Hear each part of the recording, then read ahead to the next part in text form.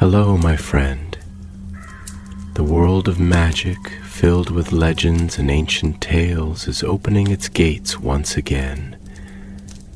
Tonight, in the Gryffindor dormitory by the crackling fireplace, I will share another story with my friends.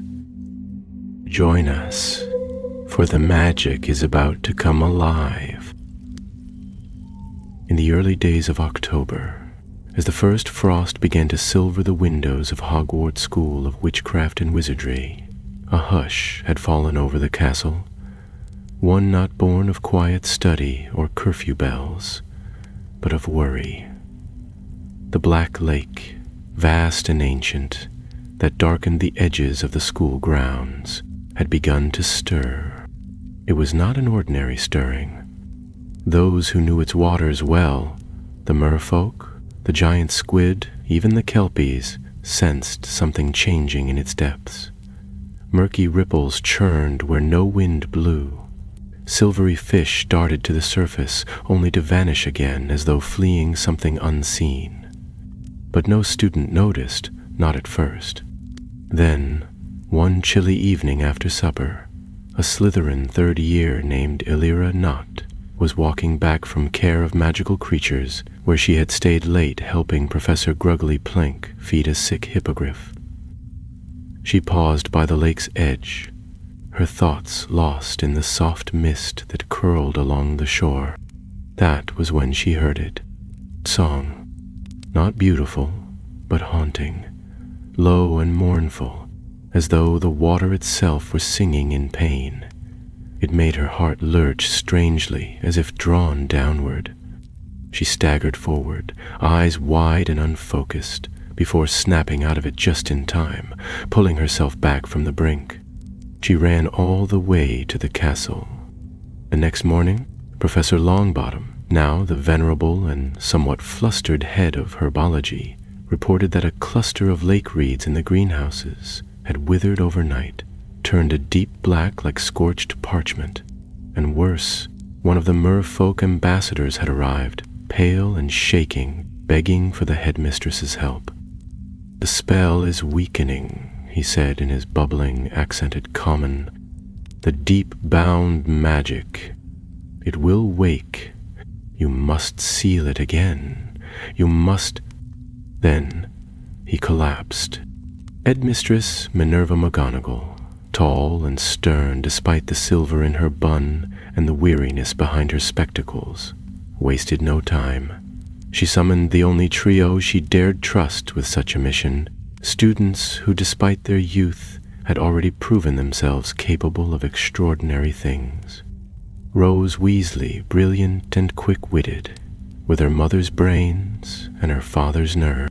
Scorpius Malfoy, quiet and thoughtful, always second-guessing, but never hesitating when it counted.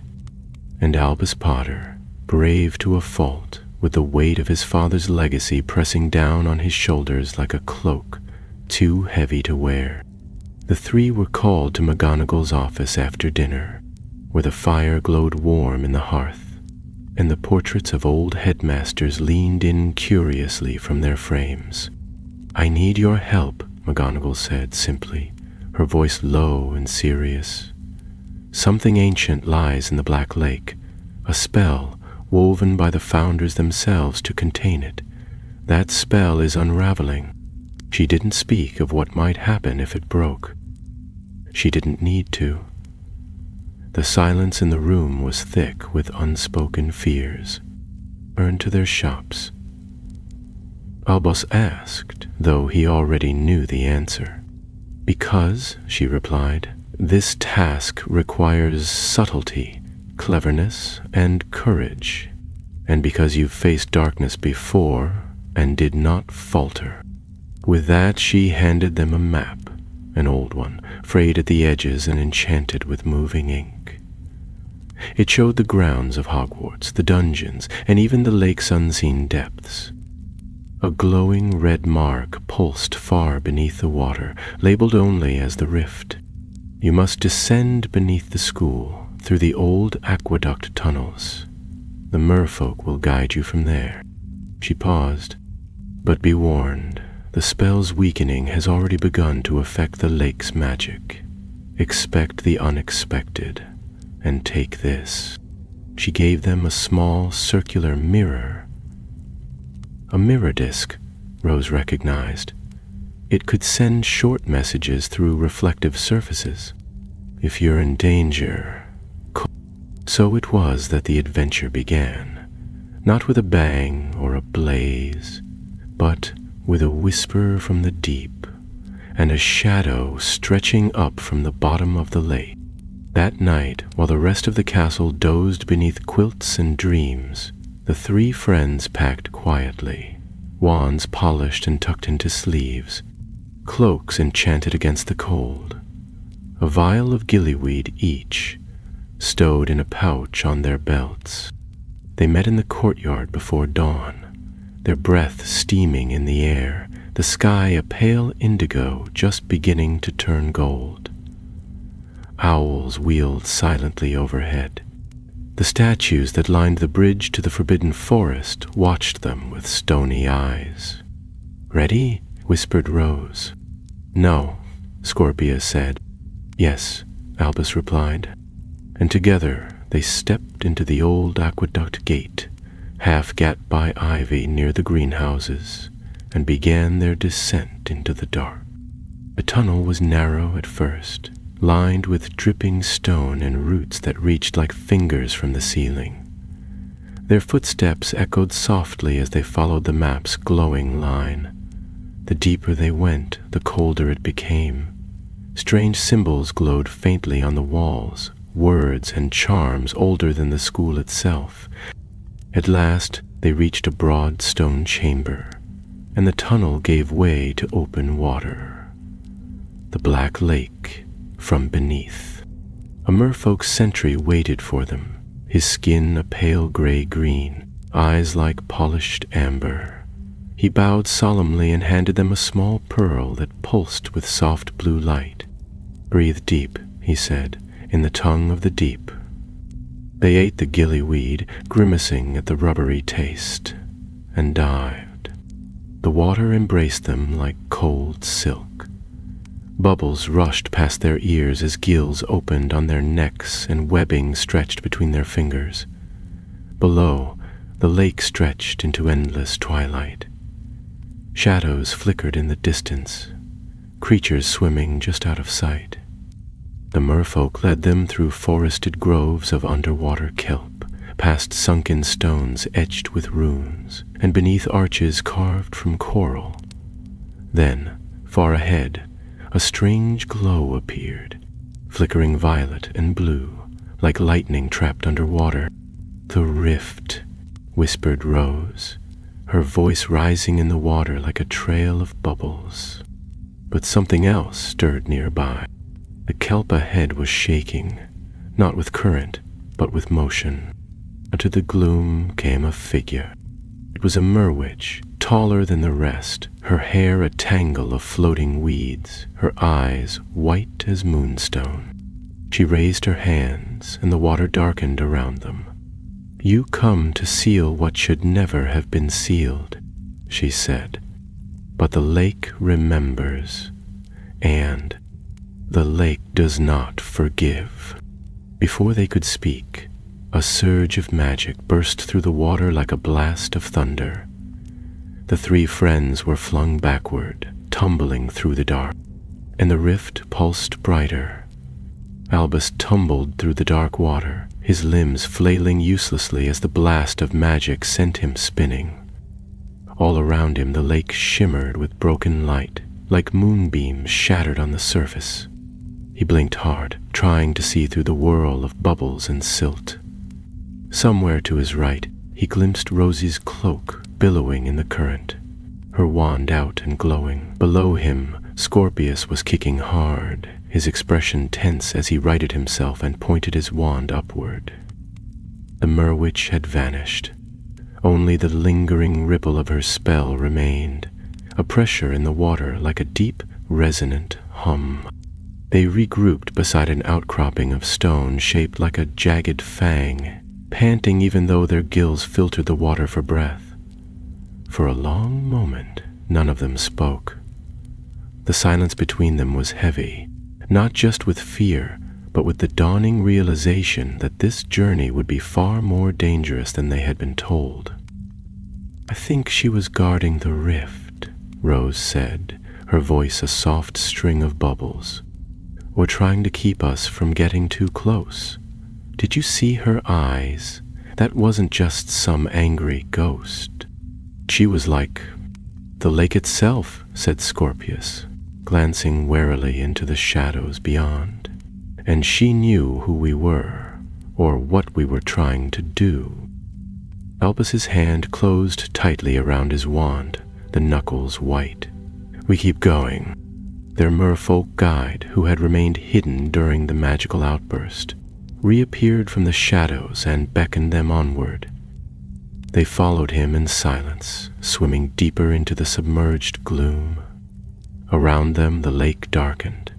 Even the magical lights on their wands seemed to grow dimmer, as if the very water resisted illumination. The rift came into view slowly, as though it had been waiting for them. It was not a thing of stone or spellwork, but a wound. A rent in the lakebed, jagged and deep, from which leaked faint violet light and strange flickering tendrils of magic. It pulsed like a heartbeat, slow and irregular. Every time it did, the water around it seemed to shimmer and twist, as though reality itself were bending. The merfolk halted at a respectful distance, their faces solemn. "This is as close as we go," said their guide. "Even we do not swim beyond the threshold. That is where the founders laid the spell of binding, and that is where it frays." Rose floated forward, eyes narrowed in concentration. She whispered a detection charm, and for a moment the lines of ancient magic lit up across the rift like threads of silver spiderweb. Most were intact, but one line, thin and trembling, flickered unsteadily. "There," she murmured. "That's the fault. If it breaks, the binding collapses." Scorpius frowned. "And then what?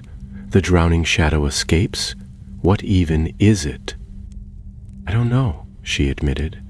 "But if the founders sealed it, it wasn't just dangerous, it was ancient, older than the school, maybe older than magic in Britain." Albus swam closer to the edge, the rift's magic tugging at his senses like a current. His wand hand tingled, as though the spellwork buried in the depths recognized him, or perhaps remembered his blood. "The founder's seal was made with 4 anchors," he said slowly. "One for each house. If one is failing, we need to restore it.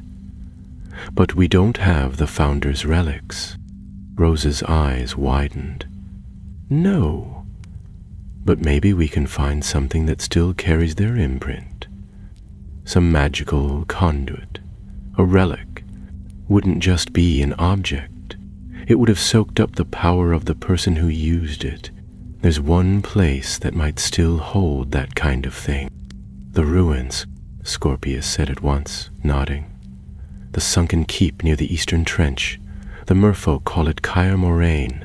They say it was part of the original fortress before Hogwarts was founded. Maybe it held Rowena's library or Helga's storeroom." "And that ghost," Albus added grimly. "She was warning us, or threatening us. Either way, she's not going to make it easy." They turned back to the merfolk, who listened without interruption, their expressions unreadable. At last, the guide inclined his head. "I will send word ahead," he said. "But be warned, Caer Moraine lies beyond safe waters. Strange things stir there, old things." It took them nearly an hour to reach the ruins. The journey was eerie. The lake floor dropped away until they were swimming above an abyssal trench, its sides sheer and black. Twice, something massive passed below them, casting long shadows across the stone cliffs. Once, They saw a cluster of glowing eyes peering up from a crag, only to vanish when their lights approached. At last, the outline of the keep appeared, half buried in sediment, its towers broken and tilting like drowned teeth. Coral had claimed the walls. Thick moss draped the arches. Statues lay in ruin, their faces worn smooth by centuries underwater. It was haunting, but also strangely beautiful. They entered through a fallen archway, their wands glowing faintly. Inside, the water felt heavier. The silence was so complete it pressed on their ears. The walls were etched with faded carvings, symbols none of them could read. Suddenly, the light from Rose's wand caught on something metallic. At the base of a crumbled stair sat a circlet of bronze, its surface inlaid with tiny sapphires. The metal was untouched by rust. Around it shimmered a faint aura of power. "Ravenclaw," Rose whispered. "This must have been hers." She reached out, fingers brushing the edge of the circlet, then froze. The water grew icy. A high, keening wail echoed through the chamber. From the shadows above descended the Merwitch, her eyes blazing. "You seek to bind what should remain unbound," she said, her voice like cracking ice. "But it is too late. The seal frays not because it was neglected, but because it was betrayed. The lake remembers, and it chooses no master." She flung out her hands, and the runes trembled. Statues cracked. Stones split. The current surged with violent force. Albus raised his wand. "Protego Maxima." A shimmering shield flared into life, deflecting the worst of the blast. Scorpius pulled Rose back, the circlet clutched tightly in her hand. "We've got what we came for," he shouted. "Fall back." But the Merwitch was not finished. As they fled the chamber, the water darkened behind them. Shapes slithered through the cracks, serpents of magic and shadow writhing with hunger. The trio darted through the wreckage, chased by spells and whispers, until they burst into open water once more, gasping through their gills. Behind them, the ruins settled into silence once more, but the rift had pulsed again. And this time, they felt something answer. The journey back to the rift was silent, save for the occasional rush of water stirred by their movement. Even the merfolk escort who had accompanied them on their descent had retreated, refusing to follow them into the shadows of Kaer Morhen. With the circlet clutched to her chest, Rose swam ahead, her expression set and determined. Scorpius flanked her protectively, his wand glowing faintly, while Albus brought up the rear, glancing often over his shoulder as if expecting something to follow. And perhaps something did, for every now and then, just at the edge of the light, they glimpsed shifting shapes, trails of shadow that swirled and vanished, always just out of reach. They returned to the rift to find the water around it roiling with unnatural energy. Long strands of light and darkness twisted together above the gash in the earth, and the hum that had earlier pulsed faintly now throbbed with urgency, like a great heartbeat grown erratic. Rose moved swiftly, removing the circlet from her pouch and holding it near the trembling silver thread of the failing seal. A sudden flare of blue light surged from the circlet's jewels, and for a moment the broken thread brightened. "It's reacting," she said, eyes wide. "It knows the relic. It still remembers her magic." Scorpius frowned, hovering nearby. "So, how do we use it? Do we just press it into the seal?" "I think I know," Rose replied, turning the circlet over in her hands. "There's a binding incantation. I found it in one of the old arithmancy scrolls last year, used for reinforcing unstable enchantments with a sympathetic object. It might work. She took a deep breath, floated closer to the rift, and raised her wand. The words she spoke shimmered in the water like golden ink, each syllable ringing with ancient cadence. Vigore per memoriam, vinculo per sanguinum, custodium veterum restituo. As she completed the incantation, the circlet floated from her hands, drawn forward as though by invisible fingers. It spun slowly, light streaming from its sapphires, and drifted down into the rift until it touched the failing thread. A brilliant flash lit the depths. The silver line blazed anew, steady and strong, its frayed edge knitting together. For a moment, the water was still. The heartbeat slowed. The darkness receded. "It's working," whispered Albus, a smile tugging at the corners of his mouth. One seal down. But even as the relief washed over them, the lake began to tremble. A groaning sound, deep and dreadful, echoed from the trench below. Cracks of light spider-webbed out from the rift, not in the direction of the repaired seal, but toward another, one still intact. The magic pulsed again, this time in anger, and from the distant shadows something vast began to rise. A wave of power surged upward, catching them in its wake. The three friends were hurled backward, tumbling helplessly as the rift convulsed. The circlet had vanished, absorbed into the spell, but the lake had not quieted. Instead, it grew darker. The Merwitch's voice returned, drifting through the water like smoke. "You meddle with what was never meant to be touched. The rift is not merely sealed, it is alive, and when it wakes, it will remember your names." Albus gritted his teeth, stabilizing himself with a sharp motion of his wand.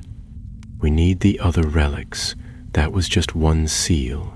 3 more to go, and it's fighting back now." Rose was already checking the map, her face pale but resolute. "The next anchor is Gryffindor's. According to this, it lies somewhere beneath the old boathouse. There's a hidden vault, a chamber that predates even the first sorting. It must have been part of Godric's personal storage." Scorpius ran a hand through his wet, silver-blonde hair, glancing around warily. "Then let's not waste time. The longer we wait, the more unstable this gets." They began the long swim upward back toward the hidden passage that would lead them beneath the castle. As they moved, the water itself seemed to turn against them. Currents pulled at their cloaks, strange whispers filled their ears, and once Rose yelped as a jet of ice-cold magic surged past her shoulder. The lake was shifting, fighting back. By the time they reached the tunnel entrance, they were exhausted, but the airless water gave them no time to rest. They pulled themselves into the stone corridor, shed the remnants of the gillyweed's enchantment, and collapsed on the damp floor of the aqueduct. "We'll need another dose before going back under," Alvis panted. "Let's hope we don't need to go deeper next time." Rose stood slowly, her limbs aching, and checked the time by the spell on her wand. "We've been gone nearly 5 hours. If McGonagall doesn't know where we are by now, she'll know something's wrong."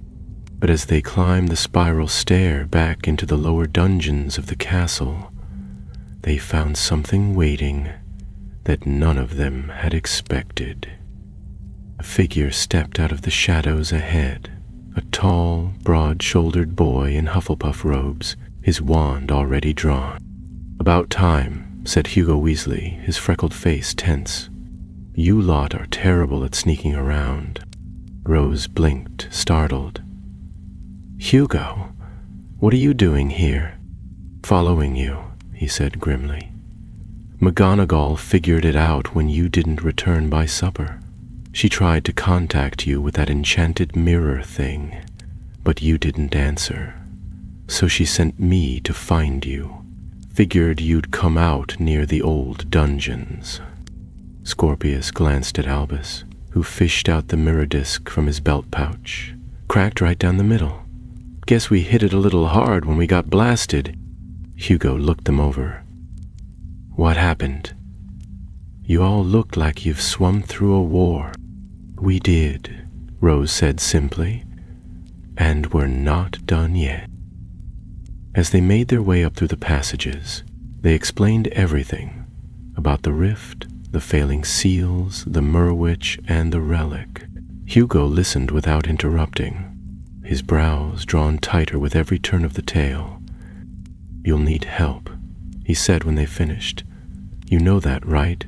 You can't face this on your own, and if these relics are scattered across the grounds, you'll need people who know every corner of Hogwarts. Albus met his gaze. You're volunteering? Hugo shrugged. I may not be a Potter or a chosen anything, but I'm a Weasley. We don't sit things out. A reluctant smile crept across Rose's lips. All right then, but stay close. The four of them moved quickly through the quiet halls of the castle, keeping to the shadows. Outside, the moon had risen high, casting a silver sheen over the grounds. The black lake lay still, but they knew better than to trust its calm surface. Their destination was the old boathouse, long unused except for the occasional first-year arrival, its stone foundations sunken into the lake's edge. According to the map, a secret entrance beneath it led to Godric Gryffindor's personal vault, hidden in a buried chamber once connected to the original castle walls. As they approached, something about the air felt colder, heavier. The night seemed to breathe. Albus raised his wand, and a golden light flickered forth. Lumos. The beams caught on something scratched into the wooden door. Deep gouges, as though made by claws. Whatever lay beneath the boathouse had already stirred. The gouges on the boathouse door glistened faintly in the wand light, jagged and erratic, like the marks of something wild. The air hung thick with damp and silence, broken only by the steady lap of water against the posts below. For a moment, none of them moved. Then Rose stepped forward and ran her fingers along one of the marks, her brow furrowed. "These are fresh," she murmured. "Whatever did this was here recently. Maybe still is." Hugo adjusted his grip on his wand, standing shoulder to shoulder with Albus. "Something guarding the vault?" "Are trying to get in," said Scorpius. "If the rift is drawing attention, it wouldn't be just the Merwitch affected. The magic in this place, it's all connected, and it's starting to wake up." They entered the boathouse cautiously. The wooden floor creaked faintly underfoot, warped with age and the slow encroachment of damp. The walls smelled of mildew and lakeweed. Old ropes hung in loops from rusted hooks, and a cracked lantern swung gently from a beam above. They made their way to the back wall, where the map indicated a hidden hatch. Rose crouched and whispered a revealing charm, and the floor shimmered, the outline of a trapdoor glowing faintly beneath a thin film of water. Albus knelt beside her and pried it open. The hatch lifted with a reluctant groan, revealing a narrow shaft descending into blackness. A ladder, old but intact, clung to one side. "I'll go first," he said. They climbed down one by one, the light from their wands casting long shadows along the walls of the shaft. The air grew colder as they descended, and the sound of the lake faded until only the soft thud of boots on stone remained. At the bottom, they emerged into a broad stone corridor, its walls lined with ancient torch sconces that flickered to life as they passed, as though recognizing their presence. But the passage wound downward, cut deep into the rock beneath the lake's edge. Here and there they saw carvings, symbols of lions, crossed swords, and flaming hearts, etched into the stone, each worn by centuries of silence. Finally, the corridor ended in a heavy iron door, embossed with the crest of Gryffindor, a rampant lion encircled by a ring of fire. Scorpius stepped forward and examined it. No keyhole, no handle. Rose pointed to the runes along the archway. It's a puzzle door. Look, there's a riddle. The words, engraved in Old English script, read, "Brave be he who seeks the flame, whose heart burns brighter than his name. Speak not of glory, speak not of pride. Only by purpose shall the door open wide." They stared at the door in thoughtful silence.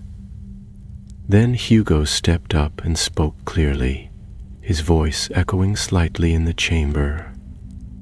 "I seek to protect my friends." For a moment, nothing happened. Then the lion on the door glowed gold, the flames around it flaring bright. The door creaked and slowly began to open. Albus turned to Hugo, eyebrows raised. "How did you know that would work?" Hugo shrugged. "It said no glory, no pride. That left purpose. I figured that counted." Inside, the vault was circular, domed, and built from red stone that still held traces of heat, as though the very walls remembered fire. At its center stood a low pedestal, and resting atop it was a sword. Not the sword of Gryffindor, which hung safe in the headmistress's office, but another blade entirely. This one was broad and slightly curved, forged of dark metal that shimmered with flickers of red light. Its hilt bore no jewels, only a lion's head of worked brass. The moment they stepped into the room, the sword began to hum softly. Rose approached cautiously. "It's a conduit," she said. "A ritual blade. Used to forge magical bonds, cut through enchantments, maybe even restore them." She reached out and took the sword carefully from the pedestal. At once the air grew warmer, the vault seeming to sigh in relief. But that calm lasted only a moment. A roar echoed through the tunnel behind them, a deep, ragged sound that shook the stone beneath their feet. Albus turned sharply, wand raised. "Something's coming." They raced back through the corridor, the torches guttering behind them as if afraid to stay lit. The roar came again, louder, closer. Then from the mouth of the passage ahead, something lunged forward. A monstrous shape, half lion, half serpent, its body coiled and massive, eyes glowing with unnatural fire. "A chimera?" gasped Rose. "But those are extinct in Britain." "Not extinct," Scorpius shouted. "Just hidden, and this one's not natural. Look at its eyes. It's been corrupted by the rift." The beast snarled and lunged. Albus cast a shield charm, barely deflecting the creature's massive paw. Hugo dove to one side, blasting a column of flame that singed the creature's flank, but didn't slow it. It reared back, and its serpent's tail lashed out, striking the stone with a crack that sent rubble flying. "Get to the hatch," Albus yelled. "I'll draw it off." "No! We all go together," Rose snapped, slashing with the sword. The blade cut through the air with a cry of heat and struck the chimera's leg, leaving a burning gash. The creature bellowed, staggering. That moment of hesitation was all they needed. They fled up the ladder, the creature clawing at the stone below. The hatch slammed shut just as the beast rammed it, the impact reverberating through the floorboards. For a moment, they lay gasping in the boathouse, hearts pounding. "That witch," said Scorpius, "was not part of the plan." "We've got the sword," Rose said breathlessly. "Let's use it before something else comes up from that rift." They returned to the aqueduct tunnel, dosed themselves with another vial of gillyweed, and dove back into the depths. The lake greeted them with silence again, but it was no longer the quiet of peace. It was the stillness before a storm. As they neared the rift, the pressure returned, magical, oppressive. The moment they drew close, the failing second thread of the binding spell shuddered into view, glowing a sickly red. Rose swam forward with the sword, her hand steady. She repeated the incantation, her voice flowing through the water like a ripple of fire. The sword responded instantly. A line of flame burst from the blade, wrapping the thread in golden light. With a flash, the thread sealed, and the red glow vanished. The rift convulsed again, but not with rage. This time it was pain. A keening wail rang through the water, and something dark and formless stirred in the trench far below. Scorpius shivered. Rose turned to them, face pale. 2 seals left, and the next one belongs to Salazar Slytherin. The descent into Slytherin's domain began in the deep hours of the night, when even the portraits in the castle stirred restlessly in their frames, whispering of odd tremors and flickering torches. The 4 of them, Albus, Rose, Scorpius, and Hugo, made their way back into the dungeons, this time not toward the aqueducts, but deeper still, past forgotten corridors where the stone walls wept with damp, and the air smelled of mildew and cold earth. It was a part of the castle students rarely saw, a labyrinth of ancient passageways and unused chambers left to molder beneath the proud spires of Hogwarts. Rose consulted the map once more, her wand's light revealing the glowing path that curved beneath the main Slytherin dormitories, past the old potions classrooms, and through a sealed archway that hadn't opened in centuries. At first glance it was no more than a blank stone wall, but when Scorpius stepped forward and whispered, "Parsalorm Initium," the wall shuddered and slid aside, revealing a narrow stair that spiraled downward into the dark. "You spoke Parseltongue?" Rose asked, her eyes narrowing. "Not exactly," Scorpius admitted, brushing dust from his sleeve. "It's a phonetic charm. I've been studying fragments of it since 3rd year. My father would be furious."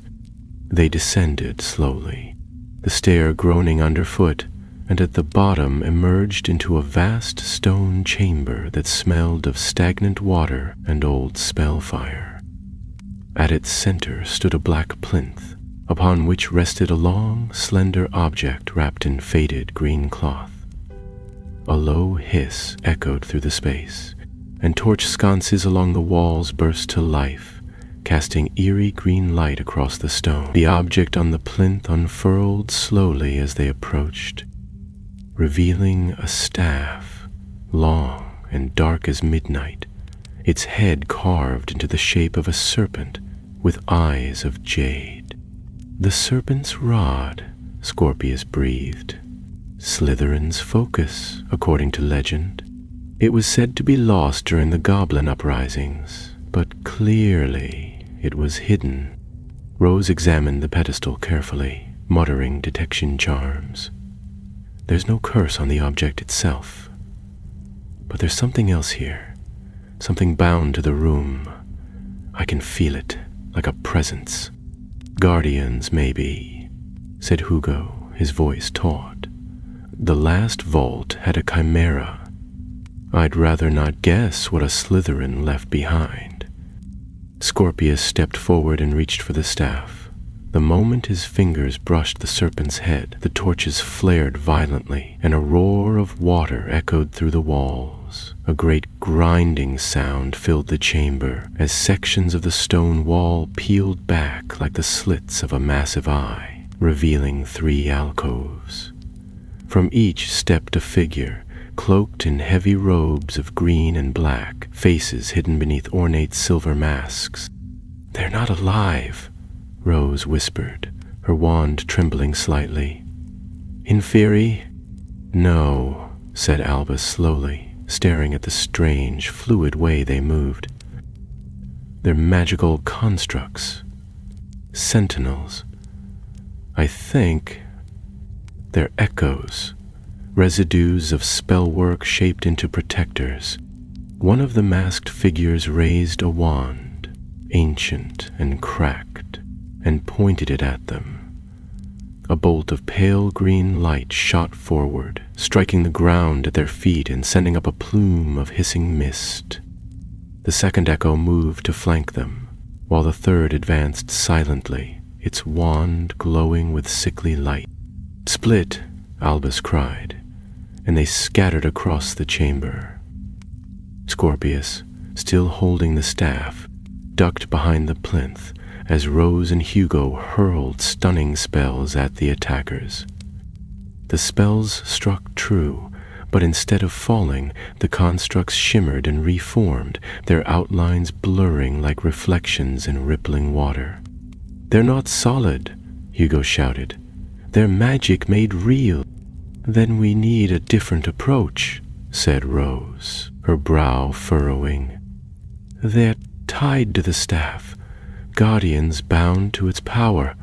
If we break that link, they might vanish." Scorpius glanced at the rod in his hands. It pulsed faintly, the serpent's jade eyes glowing brighter with every moment. Or they might get worse. "Only one way to find out," Albus called, deflecting another hex with a sharp twist of his wand. "Try to channel the sealing spell now." Scorpius nodded grimly and stepped into the center of the room. Raising the staff high, he began to chant the same incantation Rose had used at the rift. "Ligare per memoriam, vinculo per sanguinem, custodiam vettorum restituo."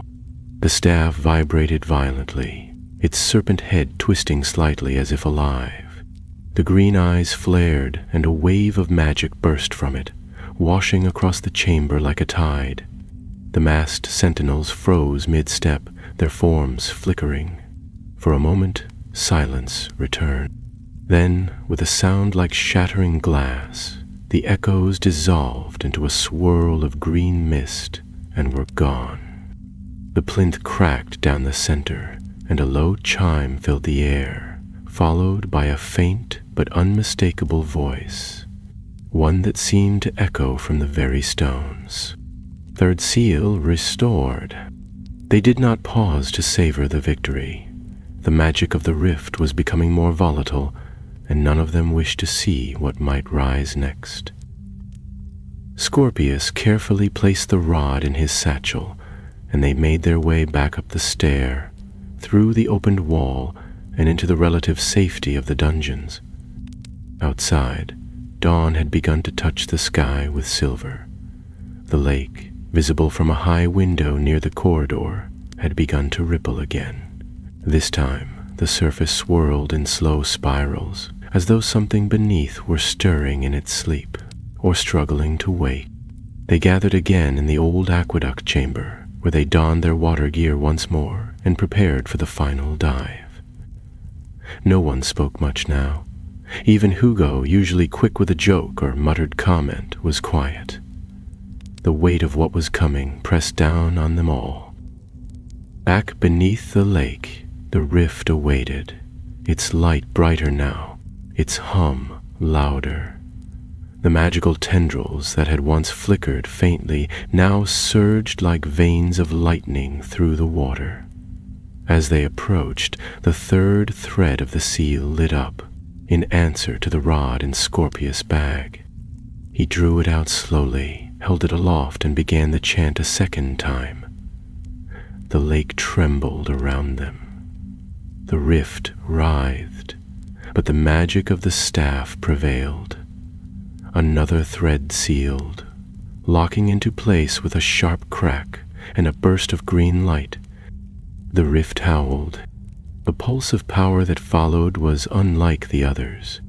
It struck the four of them full force, hurling them back and flinging the water into whirls of chaos.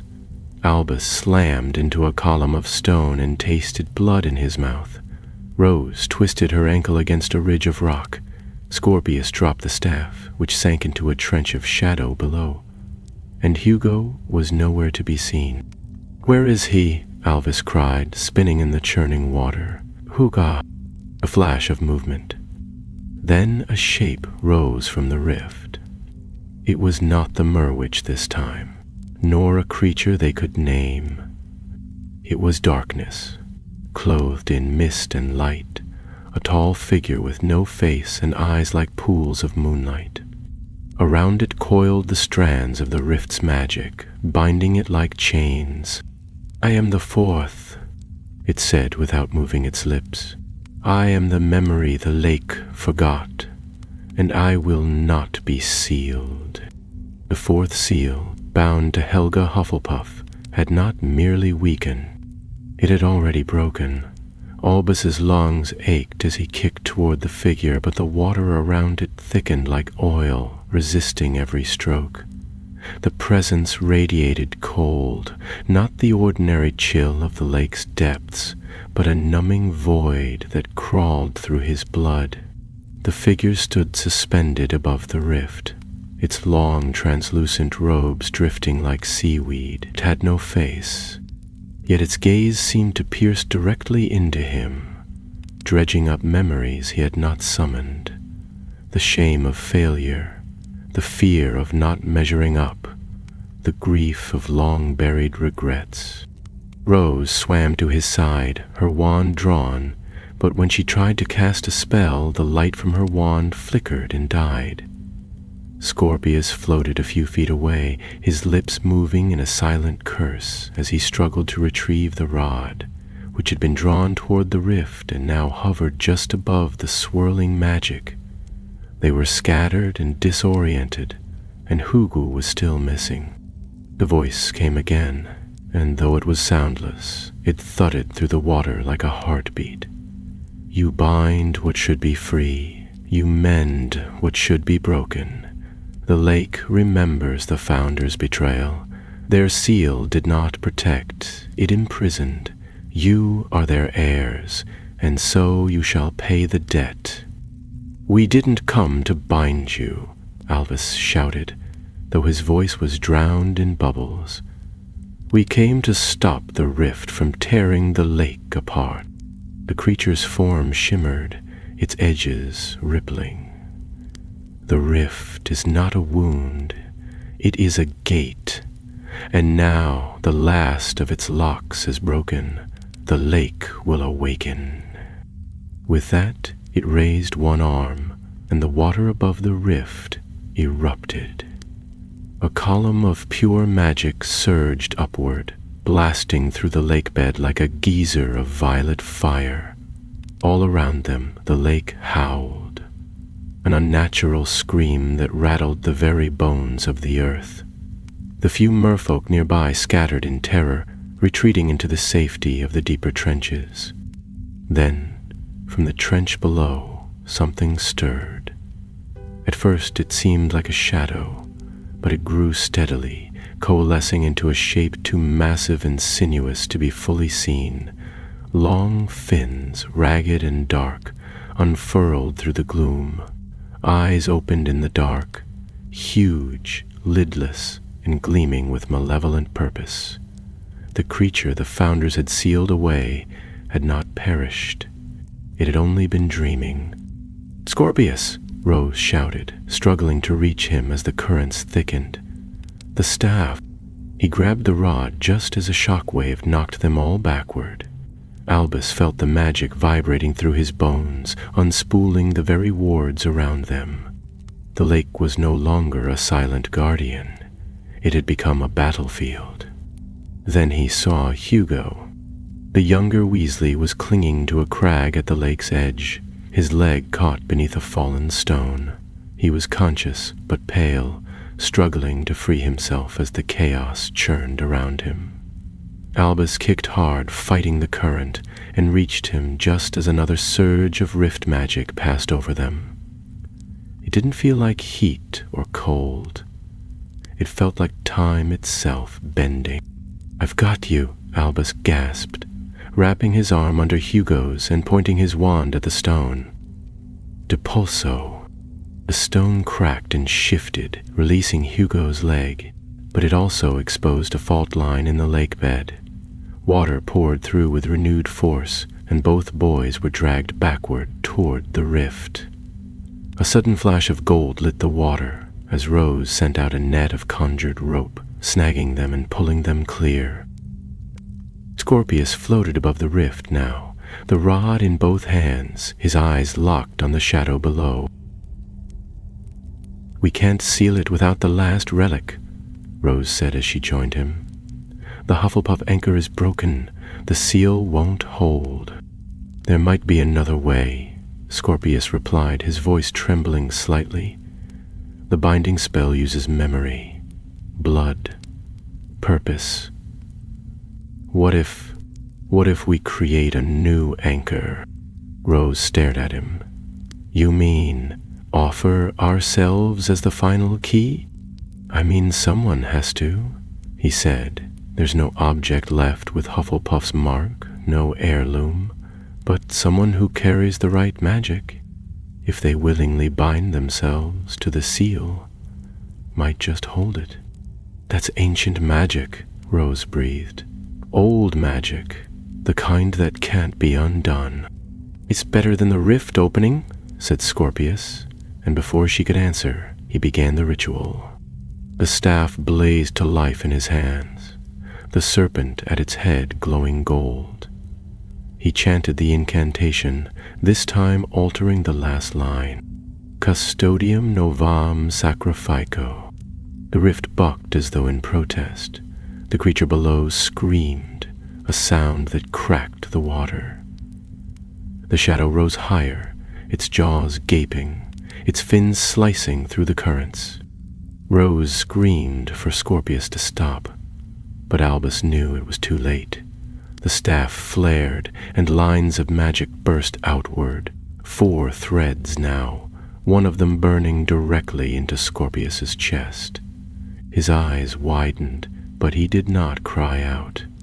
Instead, he closed his eyes and whispered something no one could hear. The rift shuddered once, then went still. The threads locked into place. The magic dimmed. The shadow below froze mid-ascent, then slowly dissolved into a coil of smoke, pulled back into the trench by invisible chains. The rift pulsed once more, then sealed like a scar healed by time. The silence that followed was absolute.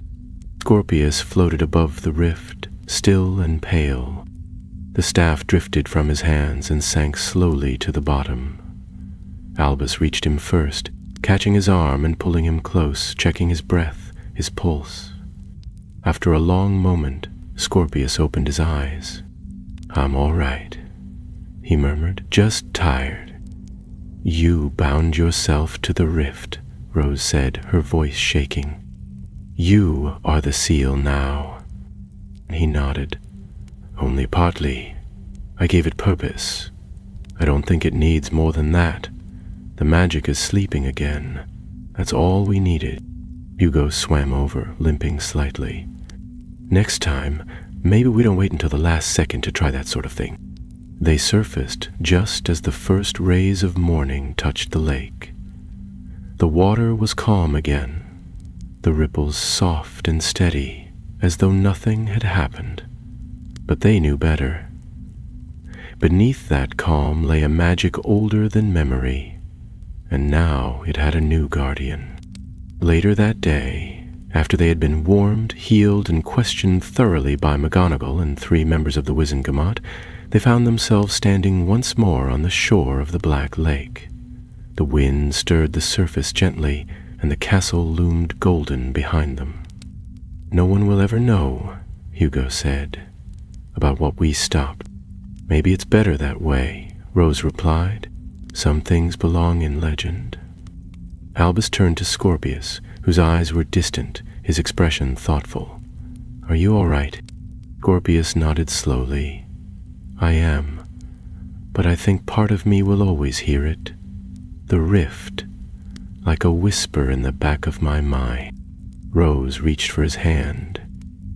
"If it ever speaks louder, we'll be there.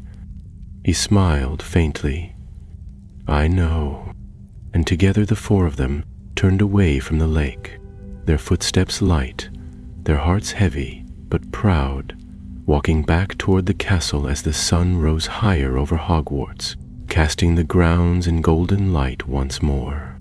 Though the sky above Hogwarts shone clear and calm, and the black lake once more mirrored the drifting clouds in serene stillness, the castle's stones had not forgotten the tremors.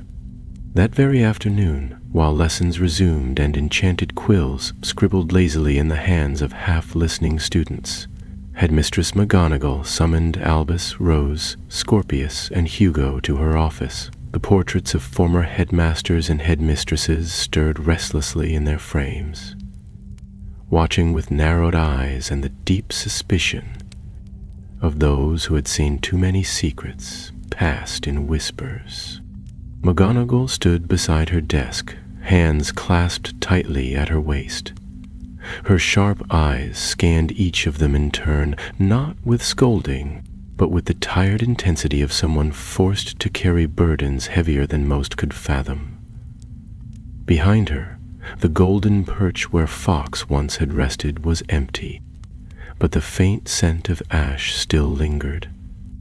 "You were reckless," she said at last, and though her tone was stern, it held a note of something far more complex. Weariness, perhaps, or sorrow. Brilliant, courageous, but reckless all the same. The Founder's seal was never meant to be touched. Even I had no idea the spellwork reached so deep. It was falling apart, Albus said quietly. "We couldn't let it break." McGonagall gave him a long look, then nodded, as if that truth, simple though it was, answered more than any defense could. She turned to Scorpius, whose skin was still paler than usual, his eyes shadowed by the exhaustion of magical strain. "You bound yourself to ancient magic, Mr. Malfoy," she said softly. "A living seal. Do you understand what that means?" "I do," Scorpius replied. "It won't hurt me. Not unless the rift awakes again. But I'll know if it does. I'll feel it." McGonagall gave a slow, almost imperceptible nod. "Then you will come straight to me. No more secret missions. No more disappearing beneath the lake." "I promise," Scorpius said, and for once he did not sound reluctant. After their dismissal, the four students walked the long halls of the school in silence, their footsteps echoing faintly along the stone floors. The day felt oddly normal. Students chattered over cauldrons in the potions dungeon, laughter drifted down from the divination tower, and the house elves in the kitchens bustled about with their usual cheer. And yet, beneath it all, a tension lingered, like the echo of thunder after a storm. In the days that followed, life at Hogwarts seemed to settle into its familiar rhythm, but for Albus, Rose, Hugo, and especially Scorpius, nothing quite felt the same. They had ventured into a forgotten corner of the wizarding world, and returned changed, not in ways visible to the eye, but in the quiet weight each carried. They still went to lessons, still sat in the great hall beneath the floating candles and enchanted ceiling. But sometimes, in the pauses between words, they would catch one another's gaze and remember the rift, the pulse of its magic, the darkness that had tried to rise, and the raw, ancient voice that had spoken from beneath the lake. It was not long before whispers began to circulate among the students. They noticed things, of course, how often the four disappeared together, how they returned damp or exhausted, how Scorpius sometimes stared off at nothing for long moments before blinking himself back to the present. Rumors bloomed in every common room. Some claimed they had found a chamber older than the Chamber of Secrets. Others whispered of a monster sealed in the lake. The more fanciful tales included dragons, hidden treasure, and even a lost ghost of one of the founders. But the truth, which none of the four ever spoke aloud, remained locked safely between them. One evening, near the end of the term, as frost began to cling once more to the windows and the scent of pine drifted from the forbidden forest, Albus and Scorpius stood together on the astronomy tower, watching the lake in the distance. Its surface reflected the moonlight like silver glass, undisturbed and deceptively peaceful. "You still feel it?" Albus asked quietly. "Only faintly," Scorpius said. "Like a memory you can't quite recall, but know you've lived." Albus was silent for a moment, then said, "You were willing to bind yourself forever. Why?" Scorpius did not answer at once. He leaned on the parapet, his breath clouding in the cold air. "Because it wasn't just about the lake, or the seal. It was about choosing who I want to be, not who anyone expects me to be."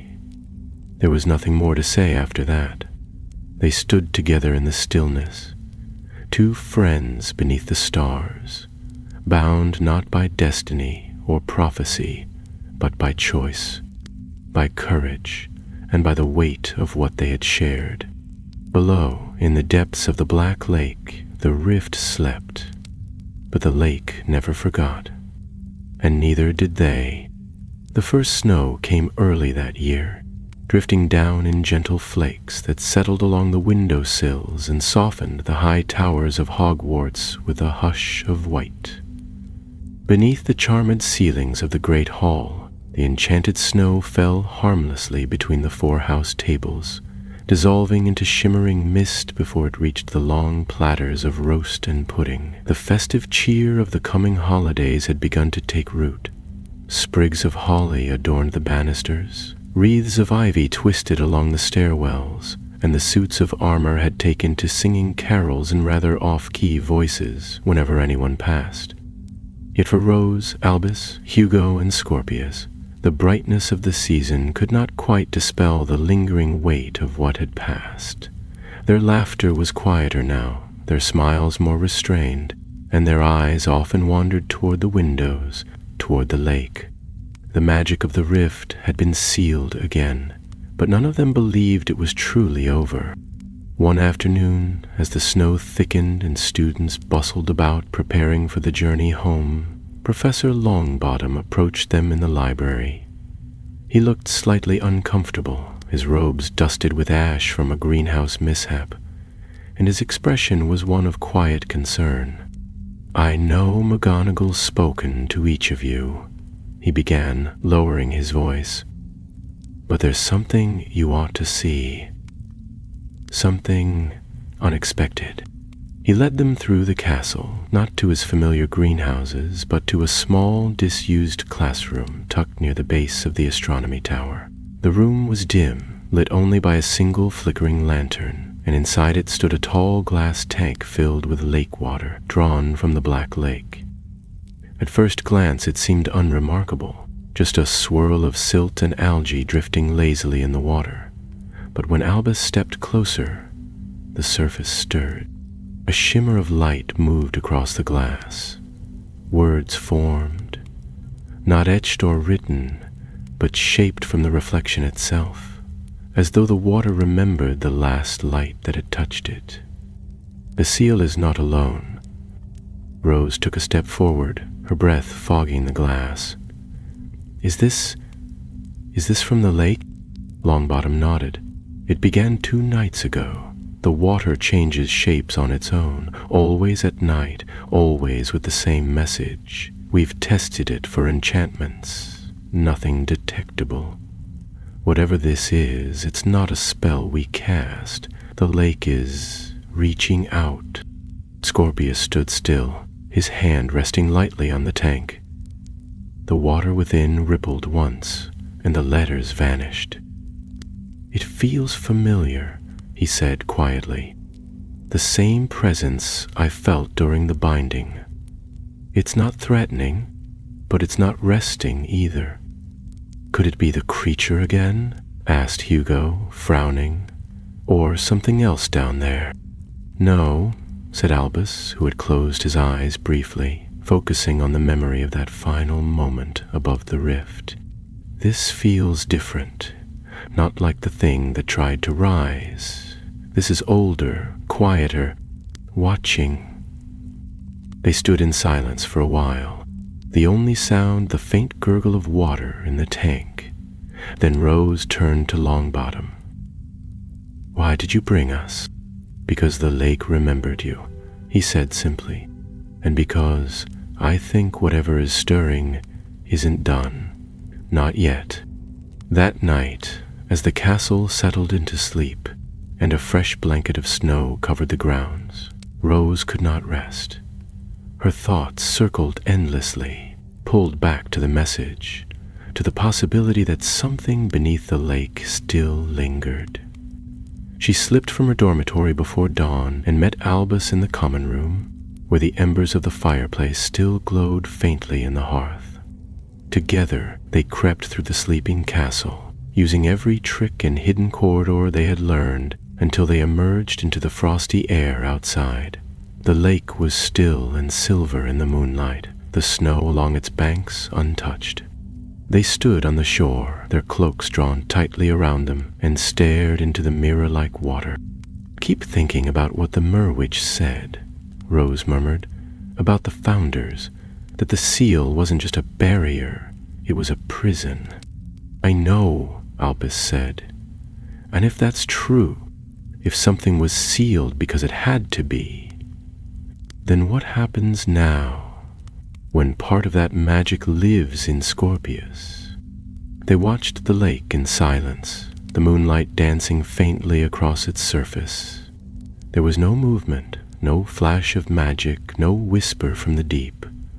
But when Rose looked down, she caught a glimpse of her own reflection and something behind it.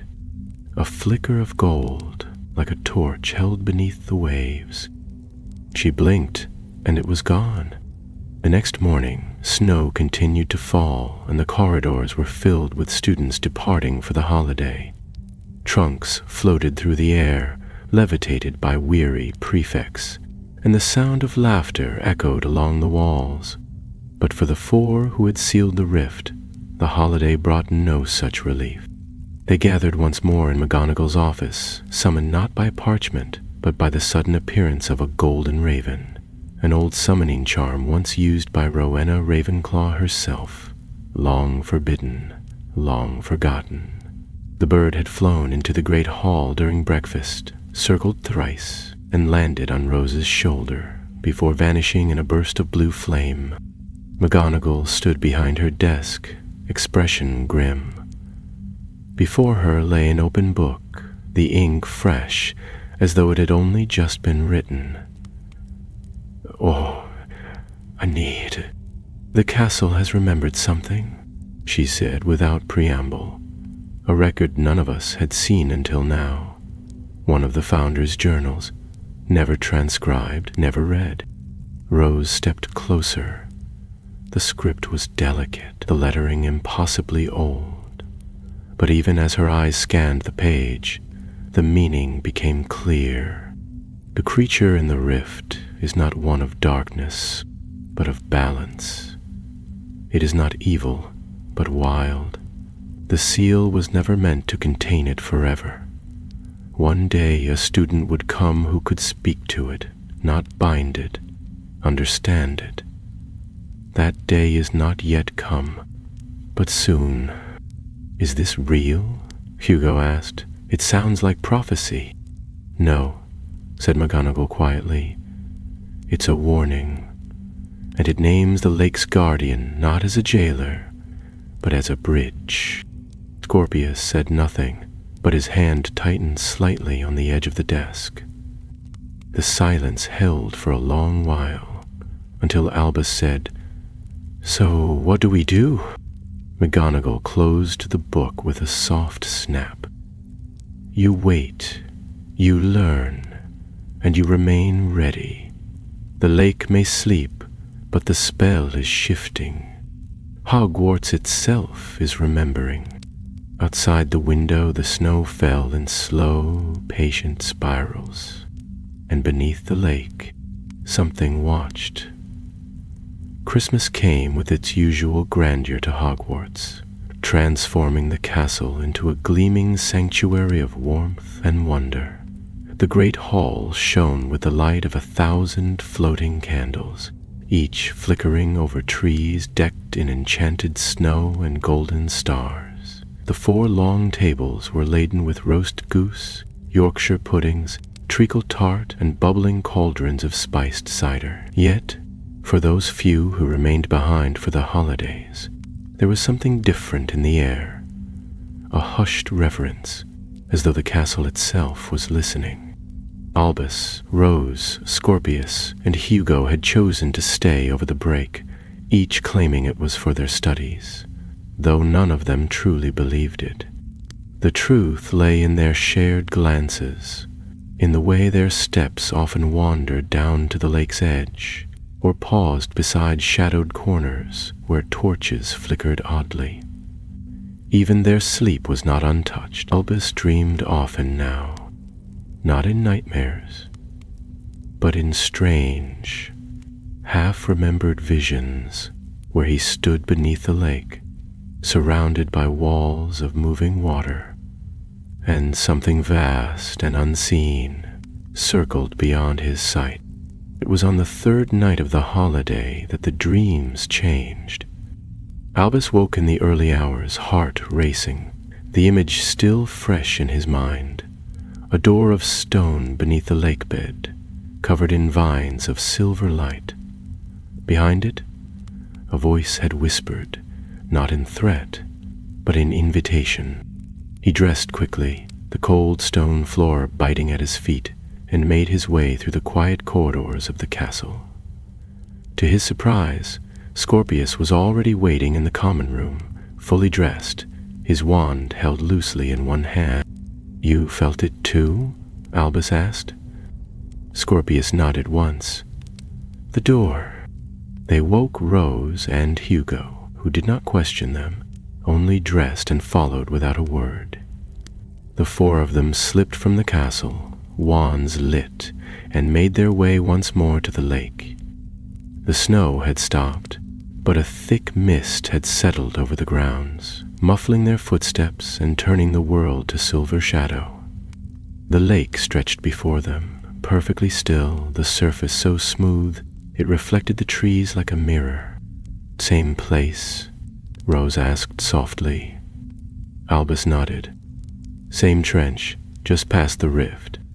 They took the gillyweed, diving beneath the surface without hesitation, and the water embraced them with its familiar chill. The lake was quiet, too quiet. The usual shoals of fish absent, the merfolk nowhere to be seen. As they swam deeper, the rift came into view, pulsing faintly, not in pain or warning, but as though marking time, like a heartbeat grown steady after long illness. And beyond it, something new awaited. The trench that had once seemed a bottomless scar now held a shape at its edge, a massive stone door framed by 2 pillars of black coral. Vines of silver light shimmered across its surface, moving slowly like strands of magic alive with breath. None of them spoke. Even speech charms woven into their gillyweed failed here, as though the water itself had grown sacred. They approached together, drawn as if by instinct, and the door opened at their touch, not with a rumble or a crack, but with a sigh. A long, slow breath of ancient magic exhaled from the deep. Inside was a chamber unlike anything they had seen in Hogwarts or its grounds.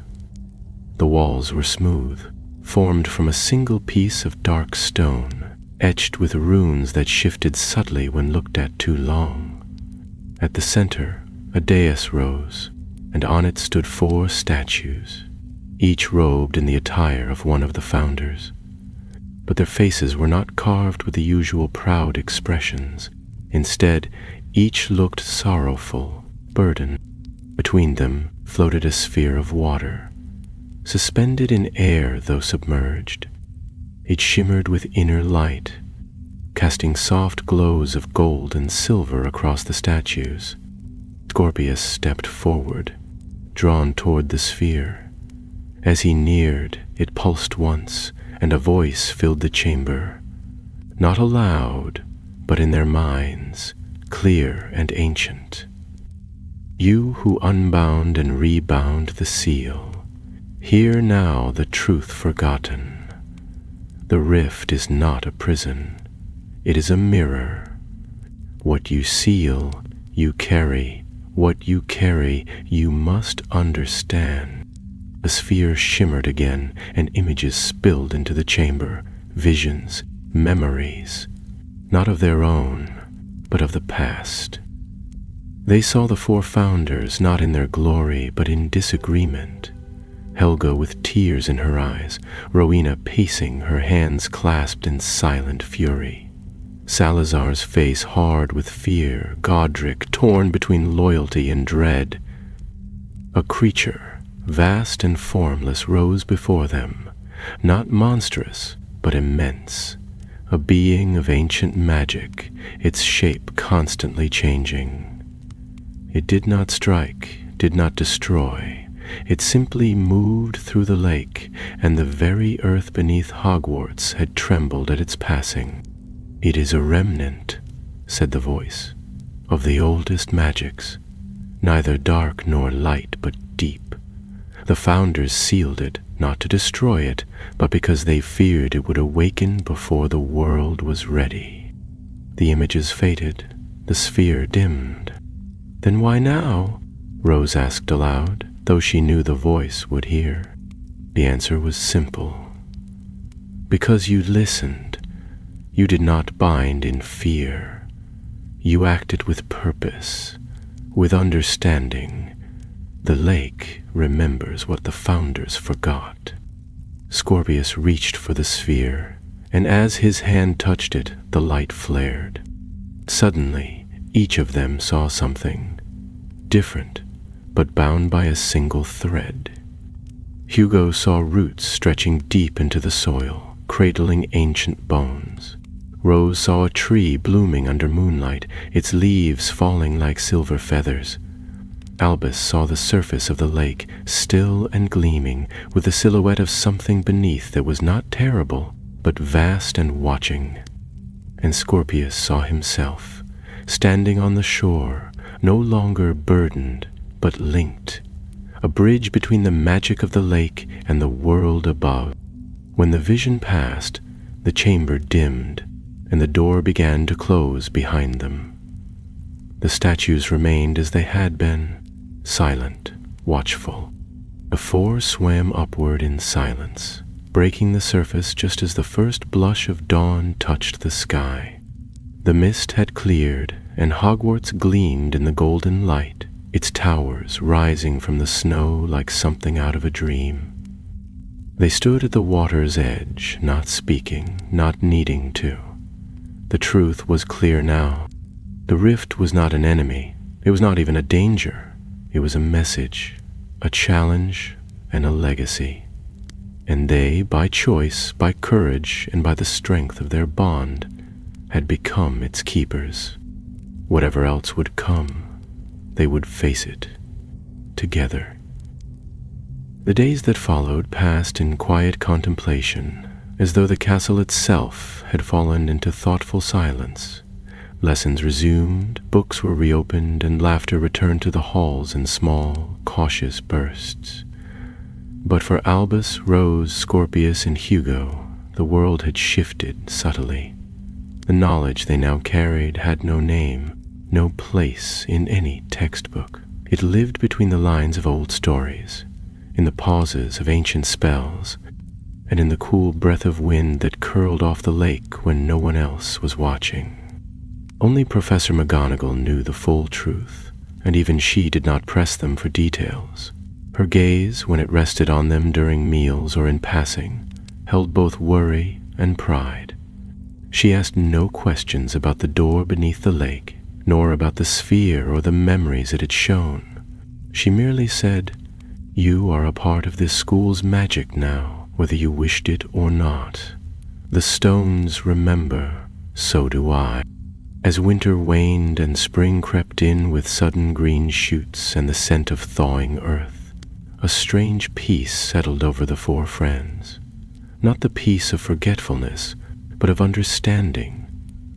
The lake, once a source of uncertainty, had grown familiar, no longer silent and foreboding, but quietly alive, its surface rippling with secrets now shared.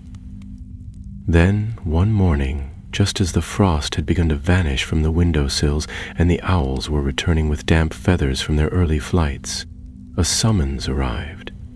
It came not by parchment or prefect, but by magic, an ancient charm that whispered names into their ears as they woke, drawing them from sleep with soft urgency. They met at the water's edge, just as they had on that first fateful night months ago. The lake was calm, the sun just beginning to climb behind the hills, casting a pale gold light across the rippling surface. There was no wind, no sound but the distant call of a loon. And yet, the moment they stepped onto the sand, the lake stirred. A single ripple moved outward from the center of the water, widening into a perfect circle. The waves did not crash or crest, but parted, and from within the depths rose a figure. Not the merwitch, nor the shadow they had faced at the rift, but something entirely new. It was tall, cloaked in robes of green and silver that shimmered with moving water. Its face was smooth, neither male nor female, with eyes that reflected not just light, but memory. The very magic of the lake flowed through it, and when it spoke, its voice was not one, but many, a chorus of ancient tones woven into a single note. "You have answered," it said. "You have unbound fear, restored what was forgotten, and chosen the path of guardianship. Now the lake has one final offering, one final test." They did not speak. They listened. In the heart of the castle lies a room long sealed, a chamber created before the Sorting Hat ever sang its first song, built not for instruction, but for communion. It was closed when the founders divided their magic, forgotten when they built their houses. It waits still. The figure turned its gaze upon Scorpius. "You are the key, because you carry what was taken, not a burden, but a bond. The rift sleeps, but the magic it holds must be understood, not hidden." "What lies in that chamber?" asked Rose, her voice steady. "Understanding," replied the figure, "and truth, the kind that does not reveal itself with ease." With a final ripple, the figure sank back into the lake, the water closing over its head without a splash, as if it had never been there. They did not hesitate. Back within the castle, they climbed through forgotten passages, following the pull of something they could not name but all felt. The route led them not through the dungeons or towers, but along a path that looped beneath the library, behind the great hall, and into a corridor so old the stones had sunk unevenly beneath their feet. At the end of this passage stood a door of carved obsidian, inlaid with symbols that shimmered as they approached. It had no handle, no lock, only a single indentation in the shape of a hand. Scorpius stepped forward and placed his palm within the hollow. At once the door groaned open, revealing a chamber unlike any they had seen. It was circular, vast, and ringed with arches of smooth white stone. The walls bore no torches, but glowed with a soft, pearly light. In the center stood a platform, and on it hovered a sphere, not like the one beneath the lake, but smaller, darker, pulsing faintly with threads of silver and shadow. "It's a copy," Rose whispered, "a reflection of the rift itself." They stepped forward slowly, and as they did, the chamber shifted, Each arch became a window into memory. Real ones this time, not visions crafted by magic. They saw moments from their own pasts. Albus in his first duel, his hands shaking. Hugo slipping unnoticed into a shadowy corner during a game of wizard's chess. Rose reading silently while others gathered around the fire. Scorpius watching from the edge of a group, always almost included, never quite. The chamber was showing them not who they had been in others' eyes, but who they had been in truth. The sphere pulsed again. Scorpius stepped forward. I understand now. The rift wasn't sealed to keep danger out. It was sealed to keep us from forgetting what's beneath it. That magic isn't just power. It's memory, pain, hope, all woven together. It changes with us. And if we don't understand that, we'll keep fearing what we should be learning from. He touched the sphere. A burst of light flared through the chamber, and the arches vanished. The room shimmered, then stilled. The sphere melted into the air, leaving only silence behind.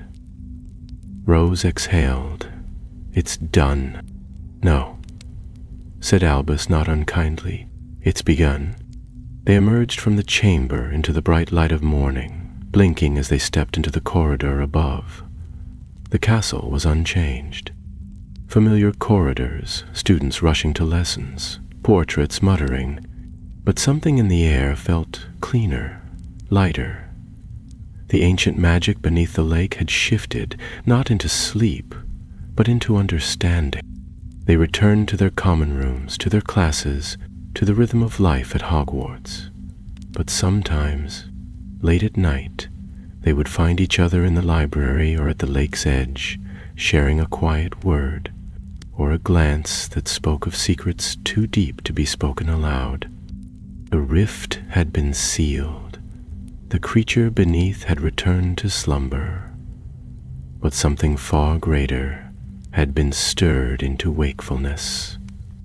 And the castle, ancient, watchful, wise, had remembered its deepest magic at last. The weeks that followed passed in a quiet stillness that felt both earned and unfamiliar. The four friends, Albus, Rose, Scorpius, and Hugo, drifted slowly back into the rhythm of Hogwarts life. But it was no longer the life they had known before. There was a stillness in their steps now, not out of weariness, but of deeper awareness. They had glimpsed a hidden foundation beneath the school, older than house banners, older even than the Sorting Hat's first verse. It had left a mark on each of them, a bond not unlike the one forged in the fires of true friendship, but bound now by something more profound, the understanding of magic's memory. Lessons resumed with their usual tempo. Professor Flitwick's charms classes grew more intricate with the approach of spring, and even Professor Binns seemed to speak with more clarity when lecturing on the early centuries of the castle. Yet sometimes, when they passed under the high arches near the library or crossed the stone bridge that overlooked the lake, echoes seemed to ripple around them. Soft, wordless things that fluttered just out of hearing. It was as though the castle itself had become a living thing again, its awareness no longer buried in stone, but gently watching. Scorpius, in particular, had changed. He still sat beside Albus in lessons, still frowned thoughtfully over his parchment, still paused before speaking as though weighing his words with care. But his eyes now held a stillness that was not born of hesitation, but of listening. He heard the quiet edges of the lake's voice even when others heard nothing. He would tilt his head during certain spells, or stop mid-sentence while walking, and Rose would know, without needing to ask, that something had stirred beneath. Albus remained his steadfast companion, though he too felt altered in ways he could not entirely name. There was a strength in him now, quieter than the bravado his father had carried, but no less certain. He was no longer just the son of Harry Potter. He was Albus. who had chosen to step into darkness not for glory or duty, but for understanding, and found something deeper than courage in the choosing. Rose, ever the sharpest among them, had turned her attention to the Founder's spells, digging through the oldest volumes in the library, seeking out fragments of ancient enchantments and forgotten charms. She had begun to see Hogwarts not merely as a school, but as a vast, unfinished spell, a living structure woven from the intentions and doubts of its creators, constantly reshaped by those who walked its hall. The thought did not frighten her, it thrilled her. And Hugo, whose part in the journey had begun almost by accident, had perhaps changed the most quietly of all. He no longer sought to be heard for the sake of noise. He watched now, waited, and spoke when needed. The castle had spoken to him in ways it had not to the others, not with power or challenge, but with trust. It had shown him how even the smallest acts, staying behind, offering help, noticing what others overlooked, could ripple outward like stones dropped into the lake. Spring thickened around the school, bringing with it soft rains and bursts of golden crocus blooming along the edges of the courtyards. On one such morning, when the air smelled of wet stone and distant thunder, Professor McGonagall summoned them once more to her office. She stood by the window, arms folded, her expression unreadable as they entered. The fire crackled gently in the hearth, and behind her, the portraits of former headmasters watched with varying degrees of interest. "A letter has arrived," McGonagall said at length, gesturing to a scroll on her desk. "Delivered by Owl from the Ministry's Department of Mysteries." Hugo glanced at the seal. "That's the Unspeakables." "It is," said McGonagall. "They're requesting a full account of what transpired beneath the lake. In truth, I doubt they truly understand what they're asking for." "They want to study the rift," Rose said, her voice cool. "Dissect it, contain it." Scorpius looked out the window, toward the gleaming expanse of the lake. "It won't allow that." "No," agreed McGonagall.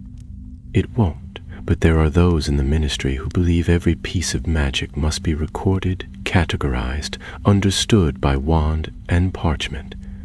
They've forgotten that some parts of the magical world are not meant to be tame." Albus stepped forward. "What will you tell them?" McGonagall considered the scroll a moment longer, then flicked her wand. The parchment burned, curling into smoke that vanished up the chimney. "I'll tell them that the seal was restored," she said, her voice firm, "that no threat remains, and that Hogwarts continues its legacy of magical education as it always has, nothing more." There was silence, broken only by the rustle of a portrait near the door. Phineas Nigellus Black sniffed in disdain, but said nothing. "You've done something remarkable," McGonagall continued, softer now, "not just in sealing the rift, but in listening to it. You saw what the Founders failed to see, that some forces are not enemies, but mysteries, and that some answers lie not in power, but in humility." They left her office with those words echoing in their minds, more potent than any spell. That evening, they gathered one last time at the lake. The water shimmered in the golden light, reflecting the first stars in the sky. They stood quietly, their feet at the edge of the shore, where stones gave way to water, and watched as a ripple stirred near the center, small, steady, like a heartbeat. "Do you think it's truly over?" Hugo asked. "No," said Rose, folding her arms, "but I don't think it's something to fear." "We've sealed the rift," Albus added, "but what lies beneath it wasn't meant to be caged forever. It's waiting not to strike, but to teach." Scorpius stepped forward, the wind tugging gently at his cloak. "When it calls again, We'll be ready." And in the quiet that followed, something shimmered beneath the lake, a soft golden light just for a moment, like the eye of a sleeping giant, blinking once beneath the depths before vanishing into the calm.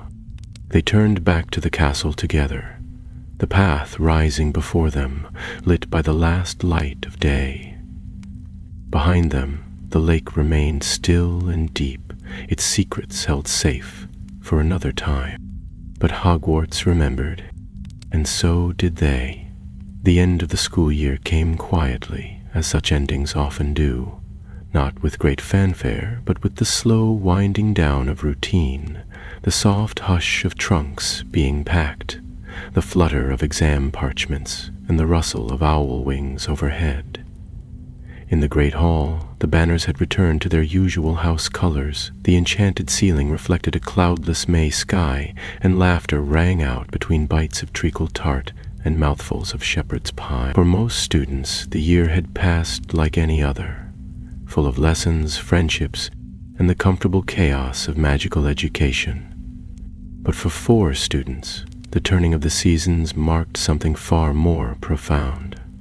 Albus, Rose, Scorpius, and Hugo found themselves often at the lake's edge in those final days, their footsteps leaving soft trails in the grass that had grown tall and green with spring.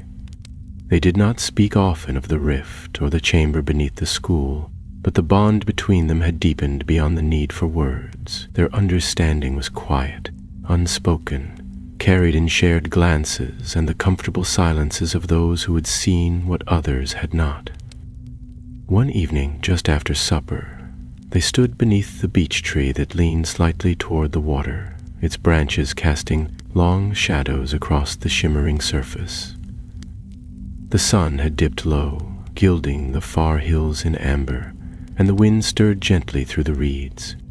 "It feels different now," Hugo said, his voice low, as he watched the ripples glide across the lake. The water, the air, like some things shifted in the way the magic breathes. "Each has," Rose replied, her gaze fixed on the distant center of the lake. "Not because the rift changed, but because we did. We didn't conquer it, we listened, and that changed everything." Scorpius knelt beside the water, trailing his fingers through it. The lake did not recoil or churn. It simply moved around his hand, warm and still. "It's not afraid anymore," he said, "and neither am I." Albus stood beside him, watching the horizon, where sky and lake met in a thin line of fire. "We were told the seal would keep something in, but it also let something out, something the founders couldn't foresee. Maybe they were right to be cautious, but they didn't trust magic to grow. They didn't trust Hogwarts to learn." Rose nodded slowly. "And Hogwarts has learned. Through us. Through everything we've done." They sat there until the sky darkened and the stars began to appear, faint at first, then bolder as the light faded. The castle's windows glowed behind them, golden beacons in the blue dusk. An owl passed overhead, silent as a sigh. The grass whispered in the breeze, and the lake murmured to itself in the language of old waters. The following morning, the Hogwarts Express waited as it always did, huffing steam into the air as trunks were loaded and students hugged goodbye. Laughter echoed along the platform, mingled with the cries of parents and the coos of owls in cages. But the 4 stood apart for a moment, their hands on their luggage, their eyes on the castle. "It'd still be here," said Hugo, offering a faint smile. "The lake, the rift, the magic, waiting." Scorpius nodded. "So will we." Albus looked up at the towers, the stone warmed by the rising sun. "Do you think anyone will ever really understand what happened?" "Not yet," said Rose. "But someday, when they're ready." And with that, they boarded the train. The journey home was filled with the usual bustle, chatter in the corridors, snack trolleys laden with pumpkin pasties and cauldron cakes, games of exploding snap echoing from the compartments. But Albus, Rose, Scorpius, and Hugo sat together in quiet reflection, the fields rolling past their window, the sky wide and blue above. In one of the last compartments, tucked behind a curtain drawn against the sun, Scorpius sat with a worn bit of parchment on his lap. It was the map McGonagall had given them months ago, the one that had first revealed the rift's location. The ink had faded in places, the enchantments grown faint, but the outlines remained: the castle, the dungeons, the lake, and now, faint but clear, a new mark glowed on the parchment's edge, a symbol of a circle broken and restored, surrounded by 4 stars. He didn't need to ask what it meant. It was a memory etched not in paper, but in magic. When the train pulled into King's Cross, and the barrier between worlds parted once more, they stepped into the Muggle world not as the children who had left, but as something quieter, stronger. They were not heroes in storybooks, not legends carved into stone, but they were remembered in ways that mattered. And somewhere deep beneath the surface of the Black Lake, in the silence between spells and the breath between tides, the rift pulsed once, gentle, steady. A guardian waited, the seal endured, and Hogwarts, oldest of magical homes, whispered her onward in dreams.